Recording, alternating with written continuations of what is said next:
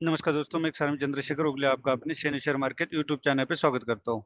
हम देखेंगे निफ्टी और बैंक निफ्टी का एनालिसिस। गांव में छुट्टियां मना रहा हूँ, इसलिए वीडियो बनाने में दिक्कत आ रही है, तो इसके लिए मैं क्षमा चाहता हूँ। सबसे पहले हम देखेंगे एफआईडीआई डाटा का। एफआई और डीआई का डाटा अगर हम देखेंगे तो एफआई ने माइनस 30,701 करोड़ की सेलिंग की है और डीआई ने 31,540 करोड़ की बाइंग की है। अगर इन दोनों को प्लस किया जाए तो आंसर जो है पॉजिटिव आता है, मतलब इस महीने में कुल मिला के 1,000 समथिंग करोड़ की बाइंग है।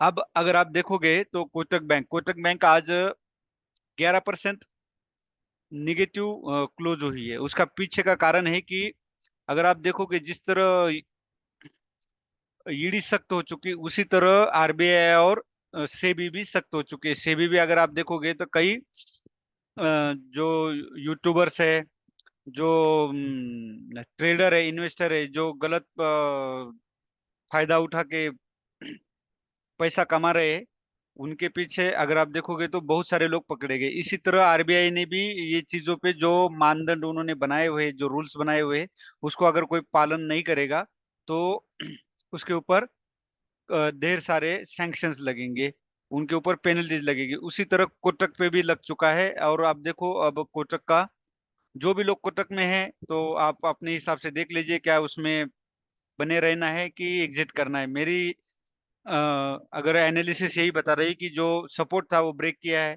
तो उससे एग्जिट होना ही बेटर रहेगा। उनमें क्या है, जो आईटी के निर्बंध थे, जो आईटी के रूल्स थे, वो कोटक बैंक ने पालन नहीं किए हैं। इसलिए उनका मोबाइल और ऑनलाइन बैंकिंग में बैन लगा, फिलहाल रिस्ट्रिक्शन लगाया हुआ है। और क्रेडिट कार्ड पे ये हो गया। एक एक्सिस बैंक से रिलेटेड न्यूज आई है कि उनका जो सीईओ एमडी वगैरह था वो वही बना रहेगा आगे तक। तो आज देखो कितनी बुलिश मूवमेंट यहाँ पे देखने को मिली है। अब एक पैटर्न बन चुका है, इसके ऊपर सस्टेन अगर रहता है तो आप फ्रेश बाइंग कर सकते हैं एक्सिस बैंक में। नेस्ले इंडिया का भी रिजल्ट अच्छा आया हुआ है, आप उसको भी देख सकते हो। नेस्ले का तो इसमें एंट्री नहीं बनता है मेरे हिसाब से। मैं कोई बाय सेल का किसी को रिकमेंडेशन नहीं देता, मैं अपने हिसाब से बताता हूँ जो मैंने स्टडी किया है। लेकिन उसका भी रिजल्ट अच्छा आया है। अब हम देखेंगे निफ्टी के बारे में। आज अगर आप रिजल्ट देखोगे तो पूरा ग्रीन ग्रीन ग्रीन है।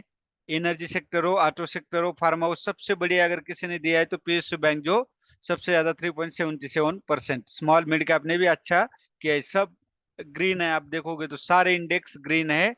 इंडिया विक्स बहुत ज्यादा हाई था। इंडिया विक्स बहुत ज्यादा हाई मतलब क्या, अगर जो मूवमेंट होती है दो पॉइंट के बीच में, वो पॉइंट का डिस्टेंस बढ़ जाता है, उसको कहते हैं वोलेटिलिटी। वो इंडिया विक्स शो करता है। तो मतलब आपका स्टॉप लॉस बढ़ जाता है अगर इंडिया विक्स बहुत ज्यादा या बहुत कम हो जाता है तो, मतलब पॉजिटिव या निगेटिव हो जाता है ज्यादा।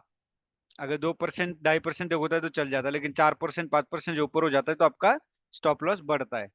ये उसका लॉजिक है इंडिया विक्स का। Second Nifty. निफ्टी का अगर आप देखोगे तो मैंने आपको बोला था ये लास्ट उम्मीद है बायर्स के लिए, और ये उम्मीद सही होते हुए नजर आई। जो मेरा एनालिसिस था, और मैंने क्यों बताया था, कोई बहुत बड़ी बात नहीं थी। जो मैंने स्टडी किया, एक्सपीरियंस मार्केट का मुझे ढेर सारा तो नहीं बोल सकता, लेकिन थोड़ा बहुत एक्सपीरियंस है। उसी एनालिसिस मैंने बोला था कि यह 3 टच हो चुका था, इस ट्रेंड लाइन को सपोर्ट लेकर के मार्केट अपसाइड जा रहा था, भले यहाँ पे सेलर्स एक्टिव हो रहे थे बार बार। और सेकंड लॉजिक क्या है, आप देखो यहाँ 3 दिन से क्या था, जिसको बोल सकते हैं कि शाम को सेलर्स एंट्री करके बायर्स एंट्री करके रखते थे, गैप अप ओपन होता था, और सेलर्स सवेरे मार्केट ओपन होते मार्केट को डाउन साइड ले आते थे। आज क्या हुआ कि कल जो सेलर्स ने एंट्री कर रखी थी, और सवेरे मार्केट ओपन होते ही बायर्स ने एंट्री मार्केट को अपसाइड ले गए। तो जो 3 दिन का रिकॉर्ड था वो आज ब्रेक हुआ। सेलर्स की बीटीएसटी में एंट्री, सॉरी बायर्स की, और सेलर्स ने सवेरे ओपन होते ही मार्केट डाउन ले आना। अब आज क्या हुआ, सेलर्स की एंट्री थी और बायर्स ने अपसाइड ले गया ओपन होते ही। तो अब मार्केट का जो लाइफ टाइम हाई है 22,775, वो जब तक ब्रेक नहीं होगा तब तक हमें अच्छी मूवमेंट नहीं मिलेगी। इसलिए कम क्वांटिटी में, बहुत कम क्वांटिटी में आप ट्रेड करें, प्रॉफिट के बहुत ज्यादा प्रॉफिट कमाने के चक्कर में ना रहे। RSI अगर आप देखोगे तो ये पूरा फ्लैट है। अभी भी मैं यही बोलता हूँ कि फ्लैट है, क्योंकि ये 2 पॉइंट के बीच में चल रहा है। ये 2 पॉइंट जब तक ब्रेक नहीं होगा, चाहे डाउन साइड या अप साइड, तब तक आपको मूवमेंट अच्छी नहीं मिलेगी। अब हम आवरली में देखेंगे। आवरली में अगर आप यहाँ देखते हो तो यहाँ पे एक यम पैटर्न बना था। यम पैटर्न क्या शो करता है, यहाँ से सेलर्स एक्टिविटी, इसीलिए इस पॉइंट पे 22,620 पे एक तो कंसोलिडेशन होने देना, क्योंकि यहाँ से सेलर्स एक्टिव होने की प्रोबेबिलिटी मुझे ज्यादा नजर आती। वो क्यों आती है, उसके पीछे का लॉजिक यही है, ये यम पैटर्न है। ये ब्रेक डाउन होने के बाद जो पुल बैक आना जरूर था, वो हो सकता है वो अभी ये पुल बैक हो। ये बिल्कुल ध्यान रखिए।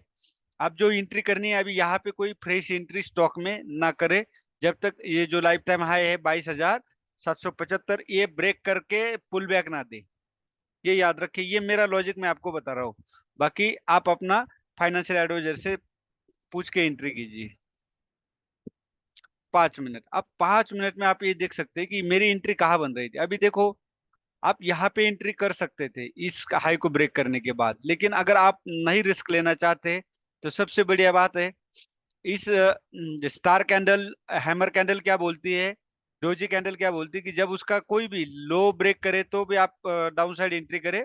सपोर्ट और रेजिस्टेंस की बात कर रहा हूं मैं, बीच में नहीं, ये सपोर्ट पे बना था। और हाई ब्रेक करे तो उसके ऊपर बाइंग करे। तो जब बाइंग आप यहाँ नहीं कर पाए, तो सबसे बढ़िया बात थी ये एक लाइन आप खींच दे, और यहाँ पे जब आए तो बायर्स को, क्योंकि यहाँ बहुत सारी एंट्री बाकी रहती है, उनका पोजीशन होती है बड़े बड़े ट्रेडर्स का, ऑपरेटर्स का, तो यहाँ पे एंट्री करते हैं। तो यहाँ पे क्या पैटर्न बना था, हरामी, बुलिश हरामी, तो आप यहाँ पे एक एंट्री कर सकते थे। आप यहाँ बेरिश हरामी बना था, इस स्टार कैंडल के नीचे भी आप सेल कर सकते थे। उसके बाद फिर आपको देखो, ये जो ट्रेंड लाइन है, इसको ब्रेक करने के बाद जो नियरेस्ट स्विंग हाई था, उसको ब्रेक करते ही आप यहाँ पे एंट्री कर सकते थे। अगर आप यहाँ पे एंट्री नहीं कर पाए, तो इस कैंडल के ऊपर एंट्री करके, ये जो कैंडल थी, यहाँ पे आपका स्टॉप लॉस होता और यहाँ पे एंट्री होती, और एक एंट्री यहाँ पे होती। इस तरह से ट्रेडिंग होती है, ताकि आपका स्टॉप लॉस छोटा रहे और आपको ज्यादा मात्रा में मिले। तो आपके दो ट्रेड भी फेल हो जाते और एक ट्रेड भी सक्सेस होता है, तो भी आप नए प्रॉफिट में, तो कम से कम आपकी प्रिंसिपल अमाउंट तो बरकरार रहेगी। ये था निफ्टी का। अब बैंक निफ्टी। बैंक निफ्टी में भी आप देख सकते हो सेम कंडीशन है। यहाँ भी वही सपोर्ट लिया है, ट्रेंड लाइन का, मार्केट अप है। सेम 3 दिन का अगर आप देखोगे तो वही, एक दिन पहले सेलर्स ने, बायर्स ने एंट्री करके रखना, दूसरे दिन ओपन होते सेलर्स ने मार्केट को डाउन साइड ले जाना। इसी तरह 3 दिन का ये ड्रामा था। अब आज इसको ब्रेक कर दिया है और ऊपर अपसाइड, जिसको हम बोल सकते क्लोजिंग दिया है। और यहाँ देखोगे तो वॉल्यूम भी बड़ा है। यहाँ पे थोड़ा सा RSI अगर आप देखोगे तो मूवमेंट में निफ्टी से, बैंक निफ्टी का RSI जो है वो मूवमेंट में, यहाँ डाउन आया फिर आप गया, फिर यहाँ पे देखो डाउन, अप साइड, मतलब अभी जो ट्रेंड है बैंक निफ्टी का, वो अप साइड नजर आ रहा है। उस तरह निफ्टी का नजर नहीं आ रहा है, वहां कंट्रोवर्सी है प्राइस कैंडल में और RSI में। अब यह आवरले हम देखेंगे। आवरले में सेम आपको, यहाँ भी मैं आपको वही बता रहा हूँ, बिल्कुल करेक्ट एम पैटर्न पे ही आके मार्केट ने रिवर्स गियर लिया हुआ है। आप जब तक इसके ऊपर क्लोजिंग नहीं देता, कंसोलिडेशन नहीं देता, तब तक आप एंट्री करने से, बाय साइड जाने से फिलहाल बचे। कहने का मतलब ये है, यहाँ ब्रेक करने के बाद इसको एक बार पुल बैक देने दे, फिर आपको यहाँ कोई स्टार डोज या हैमर कैंडल मिलती है, तो आप यहाँ पे एंट्री करे, जाके आपका स्टॉप लॉस छोटा रहेगा और यहाँ पे मूवमेंट अच्छी मिलेगी, जो कि 49,050 जो लाइफ टाइम हाई है, वो कल हो सकता है अचीव कर सके।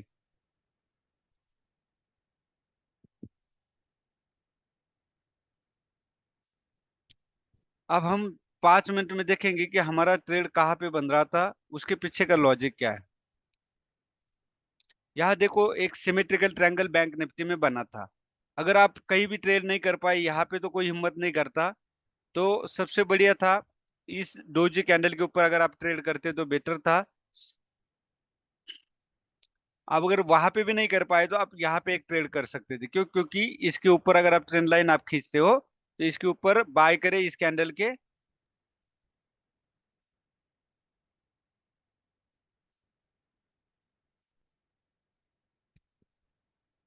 इसके ऊपर बाय करें।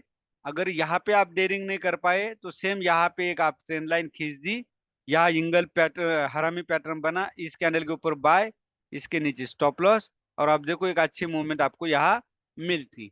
आपका टारगेट कहाँ तक होना चाहिए, इस कैंडल का जो लो है यहाँ तक की, बहुत ज्यादा टारगेट हाई रखने की जरूरत नहीं, वो भी बाइंग साइड। उसके बाद आपकी ट्रेडिंग यहाँ बनती थी। लॉजिक क्या था, ये 2 पॉइंट हमने जोड़ दिए, तो थर्ड पॉइंट पे हमने बाई साइड एंट्री करनी थी, और स्टॉप लॉस इसके नीचे था, और हमें एक देख सकते हो आप कैसे वन साइड मूवमेंट यहाँ पे देखने को मिली है। अब कल के लिए अगर आपको ट्रेड करना है तो 48,630 के ऊपर आप बाय कीजिए, और 48,435 के नीचे आप सेल कर सकते हैं। 48,320 मतलब 100 पॉइंट का तकरीबन आपको टारगेट मिलेगा। सेम निफ्टी में भी आपको सेल करना हो तो 22,200 550 के नीचे सेल कीजिए। आपका फर्स्ट टारगेट होगा 22,470, सेकंड टारगेट होगा आपका 22,410। बस यही है, और कुछ नहीं बताने के लिए, जो भी था मैंने आपको क्लियर कट बता दिया। आप रेगुलर वीडियो देखते जाइए, थोड़ा सा गांव में आया हूँ इसलिए वीडियो बनाने में परेशानी हो जाती है, तो इसके लिए मैं क्षमा चाहता हूँ। वीडियो को ज्यादा से ज्यादा लाइक कीजिए, सब्सक्राइब कीजिए और शेयर कीजिए। धन्यवाद। जय हिंद, जय भारत।